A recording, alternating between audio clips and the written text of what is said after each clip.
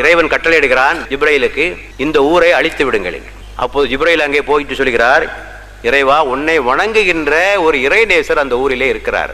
அப்படி இருக்கையில் அந்த ஊரை நான் எப்படி அழிக்க முடியும்? இறைவன் சொல்லுகிறான், மக்கள் இத்தனை தீமைகளை செய்கிற போது அவருடைய முகத்தில் ஒரு சலனம் கூட ஏற்படவில்லை, அழித்துவிடு. ஆகவே தீமைகளை கண்டு பொங்கி எழாத சமுதாயம் தீமைகளுக்கு உடந்தையாக இருந்ததாகத்தான் அதற்கு அர்த்தம். நீங்கள் சோதனைகளுக்கு பயந்து கொள்ளுங்கள், அதில் உங்கள் அநியாயக்காரர்களை மட்டும்தான் பிடிக்கும் என்பதாக அல்ல. அதனை வேடிக்கை பார்த்து கொண்டிருந்தார்களே அவர்களையும் அது பாதிக்கும். கூட்டத்துக்கு கூட்டம் சொல்றோம் இல்ல, ஹைர குந்தும் ஹைர உம்மத்தின் உஹ்ரஜத் லின்னாஸ் தாமுரூன பில் மாரூஃப் வ தன்ஹவுன அனில் முன்கர் வ துமினூன பில்லாஹ். உலக மக்களுக்காக தோற்றுவிக்கப்பட்ட சிறந்த சமுதாயத்தவராக இருக்கின்றீர்கள்.